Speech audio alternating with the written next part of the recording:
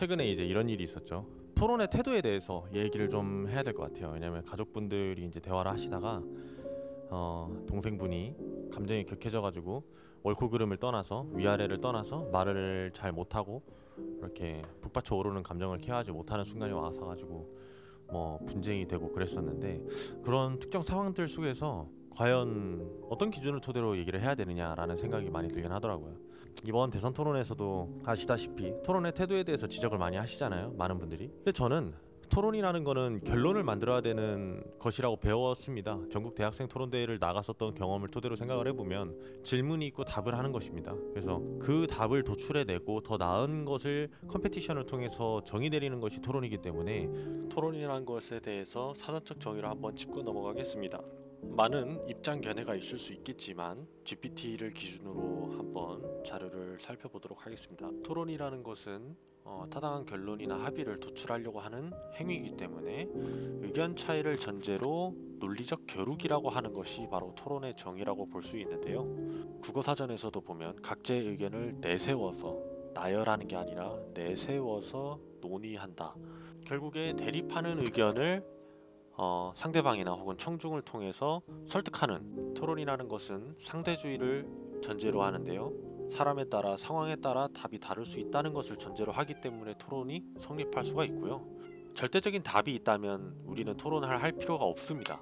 교육을 하면 되는 논제인데 절대적인 답이 존재하지 않기 때문에 사람들이 더 나은 결론과 의견을 찾기 위해서, 그것을 설득하기 위해서 하는 것이 바로 토론이라고 할 수 있겠습니다. 만약에 담화를 나누는 거나 담론을 나누는 거라면 결론도 필요 없고 좋은 태도로 그냥 하하호호 하다가 그냥 젠틀하게 끝내면 되는 겁니다.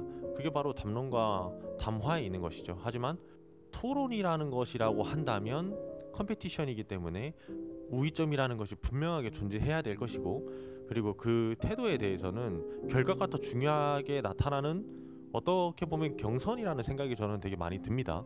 왜냐하면 그런 상황조차도 의도하고 컨트롤할 수 있을 만한 여지가 다분하기 때문에, 이제 제가 이제 사업 생활을 할 때도 이제 그런 얘기를 많이 들어요. 매운맛이다, 뭐 거침없이 말하고 평가하고 당신만의 개성이 또렷하고 뭐 이런 얘기를 많이 해주시거든요, 평가로. 저는 그 부분에 대해서 참 많은 생각이 드는 것이, 뜨뜻미지근하다라는 거잖아요. 그 사람들의 반대말은 뜨뜻미지근한 것이 돈을 벌 수 있을까요? 애매모호하면 돈을 벌 수 있나요? 전 잘 모르겠는데요. 제가 경영, 학사, 석사 다 딴 사람으로서 느끼는 것은 날카롭고 정확해야 된다라는 것입니다. 돈을 버는 것에 있어선. 뭐 요번에 이수지 님께서 SNL에서 피부과 팀장님으로 막 연기하는 대사 중에 주옥 같은 말이 나왔죠. 결제를 하는 것은 숭고한 행위다.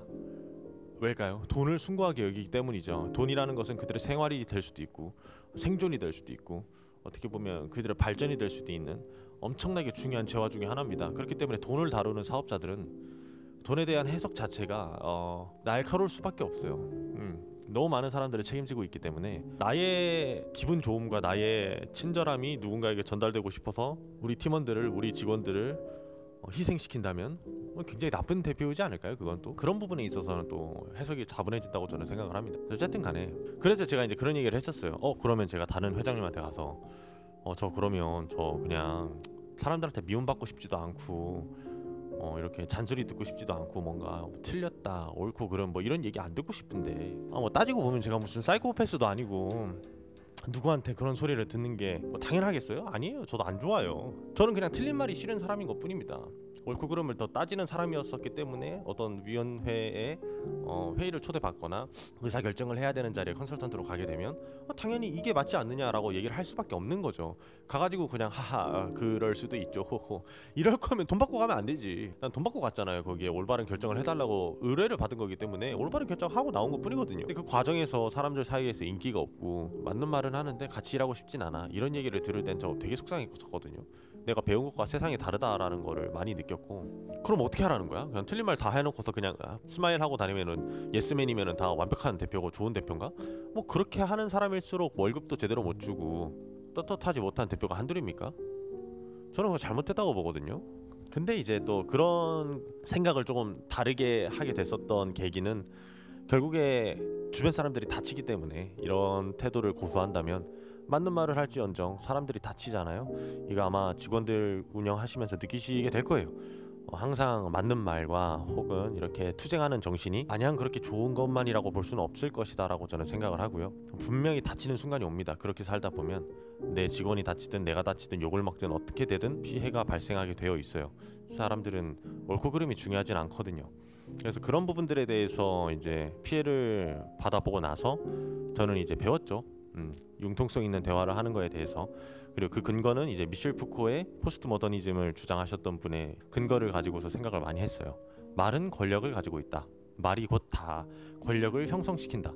이런 개념을 토대로 내 말이 곧 권력이 될 수도 있는 것이기 때문에 권력을 함부로 남용하면 안 되겠다. 이런 생각을 가지고 살고 있고요.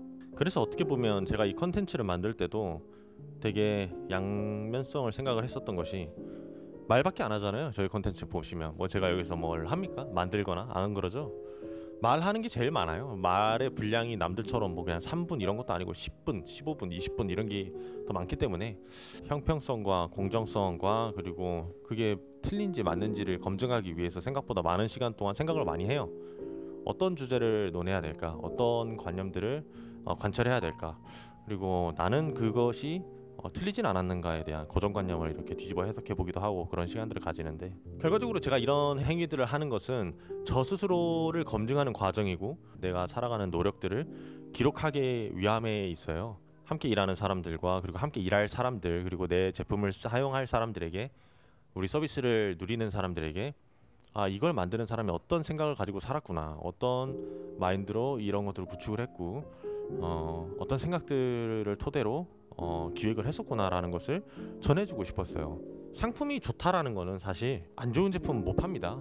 안 좋은 제품 파는 사람 사기꾼이죠. 그죠? 제가 보기에는 시장에서 파는 사람 대부분 다 잘 팔아요. 좋은 것들 팔고 있고 거기에서 좋고 나쁨을 마케팅으로만 논하는 세상이 돼버렸는데, 저는 이제 마케팅이라는 것보다는 이제 조금 서사에 가까운 것들을 만들고 싶어서 이런 행동들을 하는 것 같아요.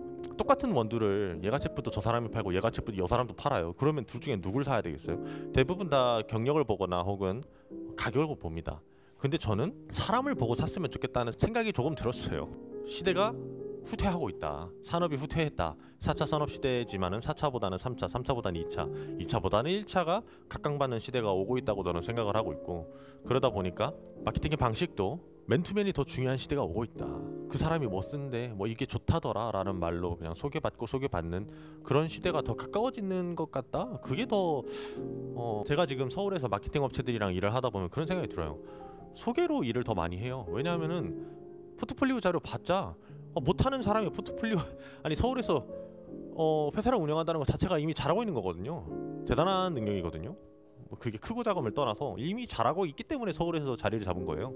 그렇기 때문에 포트폴리오 보는 거 자체가 의미가 없을 때가 많아요. 그 사람의 포텐셜을 종이로 다 판단할 수가 없거든요. 같이 일을 해봐야지만 아는 거라서. 그래서 오히려 더 과거로 돌아가는 것 같은 그런 묘한 순간들이 많습니다. 저는 사람을 평가할 때 반대로 포트폴리오는 휘황찬란한데 막상 일해보면 별로인 데도 많고, 그래서 누군가의 소개를 통해서 일하는 경우가 뭔지 모르게 점점 많아지는 것 같다. 물론 그 과정에서 사람들이 실수도 많이 하고 사기도 많이 당하지만은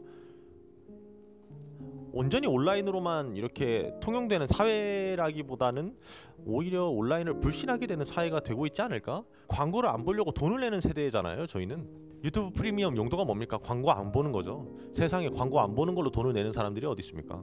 우리 생각도 못한 거 아니에요? 광고 보기 싫어가지고 돈 낸다는 거? 그러니까 새로운 소비 패턴이 생긴 거거든요. 시장 자체가 뒤집어진 거예요, 이거는. 그래서 우리도 저는 생각을 바꿔야 된다고 생각을 해요. 관념을 바꿔야 돼요.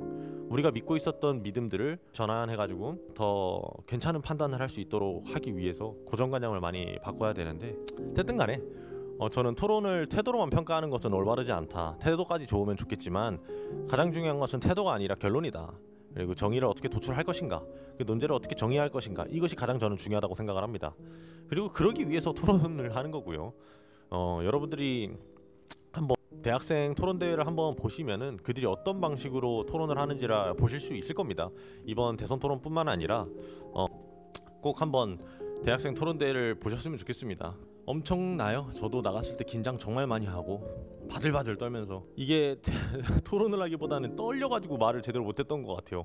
그러다 막 시야가 좁아져요. 무슨 말인지 아마 뭐 무대 서보신 분들은 아실 텐데 막 앞에 타이머 있지, 심사위원들 보고 있지, 앞에 토론자들은 공격하지 하면은 막 앞이 하얘져 막 하면서 종이 안 보이고 막 그랬던 기억이 있습니다. 저도 지금은 뭐 덤볐으면 좋겠죠. 어떻게 해서든 논제 나오기만 해봐라 그냥 하면서 이제 토론을 했었는데 그 이후로 이제 많이 연습을 하고 될 때까지 연습을 했으니까 그래야지만 승리를 하잖아요. 토론을. 어쨌든 간에 옛날 생각이 되게 많이 났고 생각보다 스피칭이 어려운 시대가 돼가고 있다랄까. 그게 좀 안타깝다는 생각을 많이 해요. 지금의 시대에 있는 MZ 친구들은 전화를 더 무서워한다고 하잖아요. 카톡을 더 좋아하고 어떻게 보면 다양한 세대들과의 소통 자체가 단절되어 있는 시대다 보니까 그래서인지 토론에 대해서도 지금 이렇게 입장 견해가 너무 큰 것 같아요. 세대별로 생각하는 토론의 방식이 너무 다르고 그래서 저는 한번 이 부분을 많이 생각을 해보고 싶었습니다. 여러분들의 생각을 한번 적어주시면 저도 그거에 따라서 한번 다시 생각을 많이 해볼게요. 감사합니다.